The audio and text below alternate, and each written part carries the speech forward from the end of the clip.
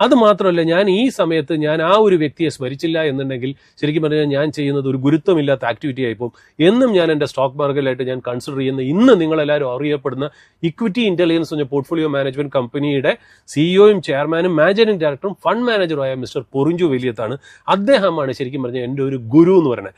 എന്നെ നല്ല രീതിയിൽ ഗ്രൂം ചെയ്ത് എന്താണ് സ്റ്റോക്ക് മാർക്കറ്റ് എന്ന് പഠിപ്പിച്ച ഒരു വ്യക്തിയായിരുന്നു പൊറിഞ്ചു വെലിയത്ത് എന്ന്. പൊറിഞ്ചു വെലിയത്ത് പണ്ടേ എൻ്റെ അടുത്ത് പറയും, ഈ പറയുന്ന പോലെ, താൻ എന്തിനാണോ വേറൊരു ബിസിനസ് തുടങ്ങുന്നത്?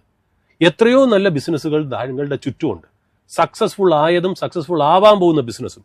എന്തുകൊണ്ട് നിങ്ങൾക്ക് അതിൻ്റെ ഒരു പാർട്ട്ണർ ആയിക്കൂടാ? നിങ്ങൾ ആ കമ്പനിയിൽ ഷെയർ മേടിക്കുമ്പോൾ നിങ്ങൾ അതിൻ്റെ ഒരു പാർട്ട്ണറാണ് ആവുന്നത്. ആ കമ്പനി ഗ്രോ ചെയ്യുമ്പോൾ തീർച്ചയായിട്ടും നിങ്ങളും കൂടെ അവരെ ഗ്രോ ചെയ്യുന്നു. നിങ്ങൾ എന്തിനാണ് എല്ലാ എഫേർട്ടും പൈസ ഉപയോഗിച്ച് ഒരു റിസ്ക് ഉള്ള ഒരു ബിസിനസ് തുടങ്ങുന്നത്? എക്സിസ്റ്റിംഗ് ആയിട്ടുള്ള സക്സസ്ഫുൾ ആയിട്ടുള്ള ബിസിനസ്സുകളിൽ പാർട്ട്ണർ ചെയ്തുകൂടെ എന്നുള്ളതാണ് മിസ്റ്റർ പൊറിഞ്ചു വെലിയത്ത്. അദ്ദേഹം എനിക്കൊരു ചേട്ടനെ പോലെയാണ്. ഞങ്ങൾ തമ്മിലുള്ള ബന്ധം അതിനപ്പുറമാണ്. അത് മാത്രമല്ല, അദ്ദേഹത്തിന്റെ ഇമ്പോർട്ടൻ്റ് ആയിട്ടുള്ള ജീവിതത്തിൽ എന്തെങ്കിലും ഒരു ഇമ്പോർട്ടൻ്റ് കാര്യം വന്നു കഴിഞ്ഞാൽ എന്നെയും കൂടെ ഉൾപ്പെടുത്തുന്നതിൽ ഞാൻ വളരെ കൃതാർത്ഥനാണ്, വളരെ പ്രിവിലേജ്ഡ് ആണ്, ഓണേർഡ് ആണ്. അങ്ങനത്തെ ഒരു വ്യക്തി എൻ്റെ ജീവിതത്തിലുള്ള ഒരു ചേട്ടനെ പോലെ തന്നെ എന്നെ ഒരു അനിയനെ പോലെ ആയിട്ടാണ് അദ്ദേഹം കാണുന്നത്. അപ്പൊ അദ്ദേഹം പറഞ്ഞിരുന്ന ആ ഒരു പാഠമാണ് എന്നെ മുന്നോട്ട് നയിച്ചതെന്നുള്ളത്. അത് മാത്രമല്ല, അദ്ദേഹം എപ്പോഴും പറയും, ഒരു ബിസിനസ് നമ്മൾ വാങ്ങിക്കുന്നത്, ഇപ്പൊ സ്റ്റോക്ക് മാർക്കറ്റിൽ നമ്മൾ പോയി ഒരു കമ്പനിയിൽ ഇൻവെസ്റ്റ് ചെയ്യുക എന്ന് പറഞ്ഞാൽ അതിന്റെ അർത്ഥം ആ കമ്പനിയുടെ പാർട്ട്ണർ ആവുക എന്നുള്ള, ആ കമ്പനിയുടെ ഷെയർ ഹോൾഡർ ആണ് നമ്മൾ. ആ കമ്പനി നന്നാവണം, നന്നായാലേ നമ്മളും നന്നാവുള്ളൂ. അപ്പൊ ഏത് ടൈപ്പ് കമ്പനിയാണ് നമ്മൾ കണ്ടുപിടിക്കേണ്ടത് എന്നുള്ള.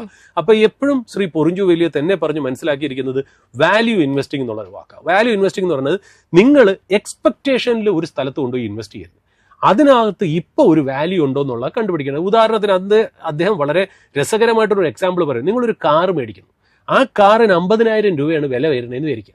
ആ കാറിന്റെ ഡാഷ്ബോർഡിൽ 1,00,000 രൂപ ഉണ്ടെങ്കിൽ നിങ്ങൾക്ക് അതൊരു വാല്യൂ ബൈ ആണ്. കാര്യം 50,000 രൂപയ്ക്ക് നിങ്ങൾക്ക് കിട്ടുന്നത് കാറ് മാത്രമല്ല, അതിനകത്തുള്ള 1,00,000 രൂപയും കൂടെ കിട്ടുന്നില്ല. അപ്പൊ ഇതായിരുന്നു എന്റെ മനസ്സിലുണ്ടായിരുന്ന ഒരു കാര്യം.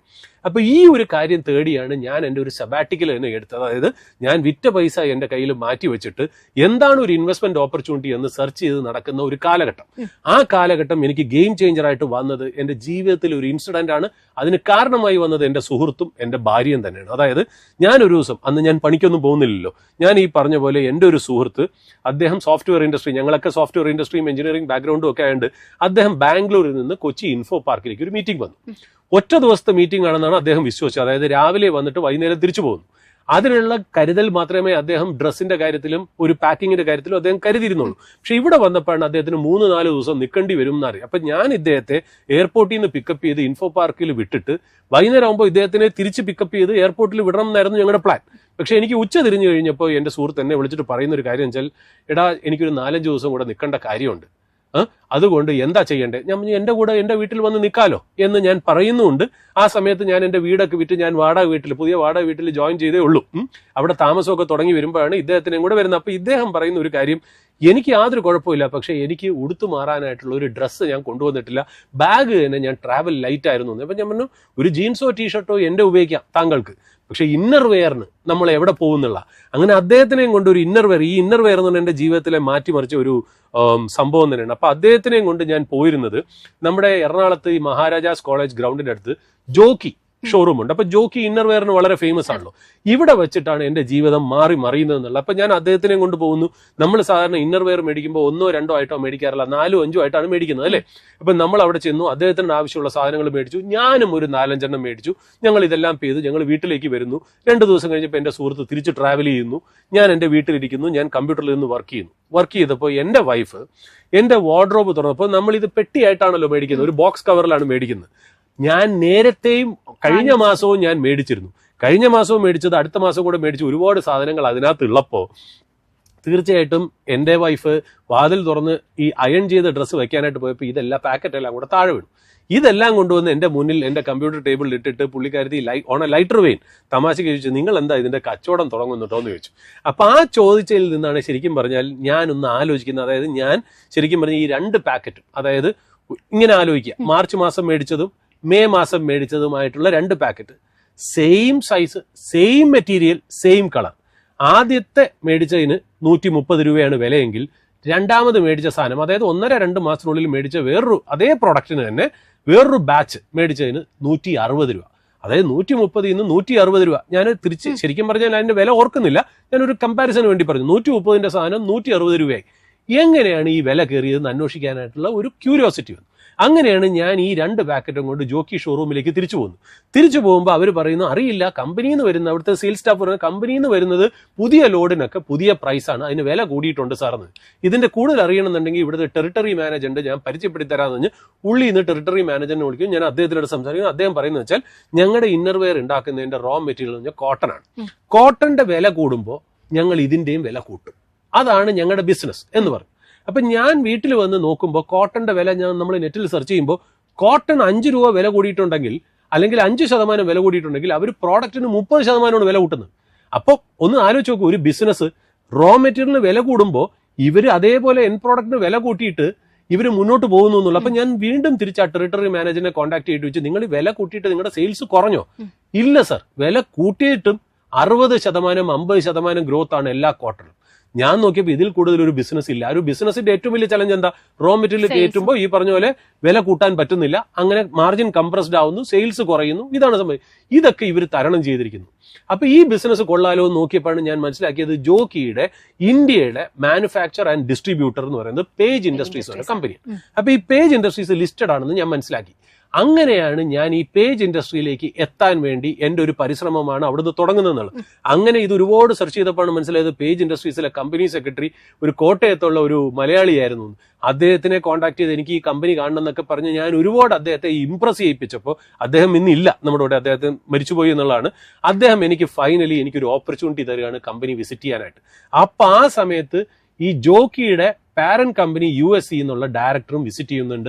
സൂരജ് നായർ ഇതാണ് പറ്റിയ സമയം വരാൻ പറഞ്ഞു. ഞാൻ അങ്ങനെ അടുത്ത നിമിഷം തന്നെ അടുത്തൊരു ഫ്ലൈറ്റ് ടിക്കറ്റ് എടുത്ത് ഞാൻ അങ്ങോട്ട് പോവുകയും കമ്പനി വിസിറ്റ് ചെയ്യും, അതിന്റെ മാനേജിംഗ് ഡയറക്ടറിനെ കാണുകയും ഈ ജോക്കിയുടെ ആളെ കാണുകയും കൂടെ ചെയ്തപ്പോഴാണ് ഈ കമ്പനിയുടെ ഓപ്പർച്യൂണിറ്റി ഞാൻ മനസ്സിലാക്കിയത്. ഫുൾ റോബോട്ടിക് ആയിട്ടുള്ള മാനുഫാക്ചറിംഗ് സിസ്റ്റവും ഒരുപാട് പെണ്ണുങ്ങളും ഒക്കെ ആയിട്ട് വേൾഡ് ക്ലാസ് പ്രോഡക്റ്റ് ആണ്. അവരതിനെ വിശേഷിപ്പിക്കുന്ന ഇന്നർവെയർ കമ്പനി എന്നല്ല, ലീഷർ വെയർ കമ്പനി എന്നാണ് അവർ ജോക്കി അവതരിപ്പിച്ചിരുന്നത്, അല്ലെങ്കിൽ പേജ് ഇൻഡസ്ട്രി അവതരിപ്പിച്ചത്. അവർ പറയുന്നത് നമ്മളൊക്കെ പണ്ടൊക്കെ ചെറുപ്പകാലത്ത് നമ്മളൊരു ഇന്നർവെയർ മേടിക്കണമെങ്കിൽ ഒരു വലിയൊരു ടെക്സ്റ്റൈൽ ഷോപ്പിന്റെ ഏതെങ്കിലും മൂലയ്ക്ക് പോയാണ് മേടിക്കുന്നത്. അത് മേടിക്കുന്നതിൽ നമുക്ക് വലിയൊരു ടാബ്, നാണക്കേടുണ്ടായിരുന്നു. ഇവർ അതിനെ മാറ്റി ഒരു മോളിൽ നമുക്ക് ധൈര്യമായിട്ട് കയറാം എന്നുള്ള രീതിയിലേക്ക് ഇതിനെ മൈൻഡ് സെറ്റ് മാറ്റുന്ന ഒരു ബിസിനസ് ആയിരുന്നു ഇതെന്നുള്ള. അവിടെ നിന്നാണ് ഈ കമ്പനിയിൽ ഞാൻ ആദ്യം മനസ്സിലാക്കുന്നത്. ഞാൻ ഒറ്റ കാര്യമേ അവരെടുത്ത് ചോദിച്ചുള്ളൂ. ഏതാണ്ട് 2009 പോകുമ്പോൾ ഞാൻ എന്റെ ഓർമ്മ ശരിയാണെങ്കിൽ ഏതാണ്ട് 250 കോടിയുടെ സെയിൽസും ടേൺ ഓവറുമാണ് അവർക്ക് നടക്കുന്നത്. ഞാൻ അവരെടുത്ത് ചോദിച്ചു, 5 കൊല്ലം കഴിയുമ്പോൾ ഈ കമ്പനി എവിടെ നിൽക്കും? ഈ കമ്പനി സ്റ്റോക്ക് മാർക്കറ്റിൽ ലിസ്റ്റഡ് ആണ്. ഞാൻ അതിന്റെ പ്രൈസ് ഒന്നും സംസാരിക്കുന്നില്ല. കാര്യം എന്നെ പഠിപ്പിച്ചു വിട്ടിരിക്കുന്ന ശ്രീ പൊറിഞ്ചു വലിയത്താണെങ്കിലും നിങ്ങൾ പ്രൈസ് ചോദിക്കരുത്, കമ്പനിയുടെ ഗ്രോത്ത് ആണ് ചോദിക്കേണ്ടതെന്നാണ് പറഞ്ഞു. അപ്പൊ ഞാൻ അവരെടുത്ത് ചോദിച്ചു, ഇന്ന് 250 കോടി നമ്മൾ 5 കൊല്ലം കഴിയുമ്പോൾ എത്തുന്നു വെച്ചപ്പോൾ അന്ന് അവർ പറഞ്ഞു, ഞങ്ങൾ തീർച്ചയായിട്ടും 1000 കോടിയെങ്കിലും എത്തണമെന്ന് ഞങ്ങൾ ആഗ്രഹിക്കുന്നുണ്ട് എന്നുള്ളതാണ് അദ്ദേഹം പറഞ്ഞത്. ഞാൻ എന്നും പറയട്ടെ, ഞാൻ അന്തസ്സോടുകൂടി വളരെ പ്രൗഡായിട്ടും ഒരു ബഹുമാനവും എനിക്കുണ്ടെന്നുള്ളതാണ് അത് പറയണത്. അതായത് ഇന്ന് ആ സ്റ്റോക്കിന്റെ വില, അതായത് അന്ന് 2009 200 ചില്ലുവാനും കോടി അവർ ടേൺ ഓവർ ചെയ്യുമ്പോൾ 2014-15 ആവുമ്പോഴത്തേക്കും അവർ 1000 കോടി കൂടുതൽ ടേൺ ഓവർ ചെയ്ത് കഴിഞ്ഞു എന്നുള്ള. 2019 ഞാൻ ഈ ചോദ്യം ചോദിക്കുമ്പോൾ അതിന്റെ വില 360 രൂപ. 2014 അല്ലെങ്കിൽ 15, അതായത് ഒരു 5 കൊല്ലം കഴിയുമ്പോൾ അവർ 1000 കോടി ടേൺ ഓവർ ക്ലോക്ക് ചെയ്യുമ്പോൾ അതിന്റെ വില 300-ൽ നിന്ന് 6000 രൂപ കഴിഞ്ഞു എന്നുള്ളതാണ്. ഇന്ന് നമ്മൾ ഈ സംസാരിച്ചുകൊണ്ടിരിക്കുമ്പോൾ ആ കമ്പനി ഇന്ന് 2009 200 ചില്ലാനം കോടി മാത്രം ടേൺ ഓവറും സെയിൽസും ചെയ്ത കമ്പനി ഇന്ന് 5000 കോടിക്ക് അടുപ്പിച്ച് സെയിൽസ് ചെയ്യുമ്പോൾ ഇന്ന് അത് 40,000 രൂപയ്ക്കാണ് അതിന്റെ ഷെയർ ട്രേഡ് ചെയ്യുന്നത്. ഞാൻ ഷെയർ ഇങ്ങനെ ഒരിക്കലും ആവുമെന്ന് വിചാരിച്ചില്ല. പക്ഷെ ആ ബിസിനസ് 1000 കോടി ആദ്യം എത്തുമെന്നും 5 കൊല്ലം കഴിയുമ്പോൾ അത് കഴിഞ്ഞ് അതൊരു വലിയ ലെവലിലേക്ക് എത്തുമെന്നും അതിനെക്കുറിച്ച് അവരെനിക്കൊരു എക്സ്പെക്ടേഷൻ തന്നിരുന്നു. ഞാൻ അത് വിശ്വസിച്ചു. ആ കമ്പനിയുടെ ഗ്രോത്ത് ആണ് ശരിക്കും പറഞ്ഞാൽ എന്റെ വെൽത്ത് ഗ്രോ ചെയ്തത്. ഞാൻ ഇന്നും അന്തസ്സോടെ പറയട്ടെ, ഞാൻ അതിന്റെ ക്വാണ്ടിറ്റിയോ അല്ലെങ്കിൽ എത്ര വാല്യൂ ക്രിയേറ്റ് ചെയ്തു എന്ന് പറയുന്നതിൽ അർത്ഥമില്ല. കാര്യം വെച്ചാൽ അത് സബ്ജക്റ്റീവാണ്. ഓരോരുത്തരുടെ കയ്യിൽ ഉണ്ടായിരിക്കുന്ന പൈസ ബേസ് ചെയ്തിട്ട് നമുക്ക് ആവശ്യം വരുമ്പോൾ കുറച്ചൊക്കെ നമ്മൾ വിറ്റേക്കാം. ഞാൻ ഇന്നും അതിന്റെ ഷെയർസ് ഹോൾഡ് ചെയ്യുന്നുണ്ട് എന്നുള്ളതാണ്. അപ്പൊ ആ ഒരു ജേണിയാണ് ശരിക്കും പറഞ്ഞാൽ എൻ്റെ ഒരു വെൽത്ത് ക്രിയേഷൻ ജേണി. അവിടെ ശരിക്കും പറഞ്ഞാൽ എന്നെ സഹായിച്ചത് എൻ്റെ എഞ്ചിനീയറിംഗ് ബാക്ക്ഗ്രൗണ്ട് അല്ല. രണ്ടാമത് ഞാനൊരു അക്കൗണ്ടിങ്ങോ ഫിനാൻസ് ബാക്ക്ഗ്രൗണ്ടിൽ നിന്നോ വന്നതല്ല. കാര്യം എന്നും എന്നെ പഠിപ്പിച്ചു തന്ന എൻ്റെ എല്ലാ സ്റ്റോക്ക് മാർക്കറ്റ് ഗുരുസും പറഞ്ഞിരിക്കണമെന്നറിയോ, if stock investing and creating wealth in stock is all about finance and accounting, then all the chartered accountants would have been the richest person on earth. അല്ലെങ്കിൽ all the mathematicians would have been the richest person on earth. It's not that. ലോകത്തുള്ള എല്ലാ പൈസക്കാരും സാധാരണക്കാരായിരുന്നു. ആ investors എല്ലാം സാധാരണക്കാരനായിരുന്നു. അതുകൊണ്ട് നിങ്ങൾക്ക് business അറിയാമെങ്കിൽ, അല്ലെങ്കിൽ ഒരു ബിസിനസ് എങ്ങനെ വലുതാവും എന്ന് നിങ്ങൾക്ക് അറിയാമെങ്കിൽ നിങ്ങൾ സ്റ്റോക്ക് പ്രൈസിനെ കുറിച്ച് ചിന്തിക്കരുത്, ബിസിനസിനെ കുറിച്ച് മാത്രം ചിന്തിക്കുക. കാര്യം ഒരു സ്റ്റോക്ക് മേടിക്കാന്ന് നിങ്ങളൊരു കമ്പനിയിലെ ഓണർഷിപ്പാണ് മേടിക്കുന്നത്. ആ കമ്പനി ഗ്രോ ചെയ്യുമ്പോൾ, ആ കമ്പനി സെയിൽസും പ്രോഫിറ്റും വലുതാക്കുമ്പോൾ നിങ്ങളുടെ സ്റ്റോക്ക് വാല്യൂ ഓട്ടോമാറ്റിക്കലി കൂടിക്കോളും. നിങ്ങൾ അതിനകത്ത് ഇനി യുദ്ധം വന്നാലും പേടിക്കാനില്ല. യുദ്ധം വരുമ്പോഴോ ജിയോ പൊളിറ്റിക്കൽ ഇഷ്യൂ വരുമ്പോഴോ അല്ലെങ്കിൽ ഇൻഫ്ലേഷനോ ഇൻട്രസ്റ്റ് റേറ്റോ ഒക്കെ വരുമ്പോൾ തീർച്ചയായിട്ടും സ്റ്റോക്ക് മാർക്കറ്റിൽ അതിൻ്റെതായ വേരിയേഷൻസ് ഉണ്ടെങ്കിലും നിങ്ങൾ കാലക്രമേണ ഇതൊന്നും നിങ്ങൾ ശ്രദ്ധിക്കില്ല. Stock market will tide over all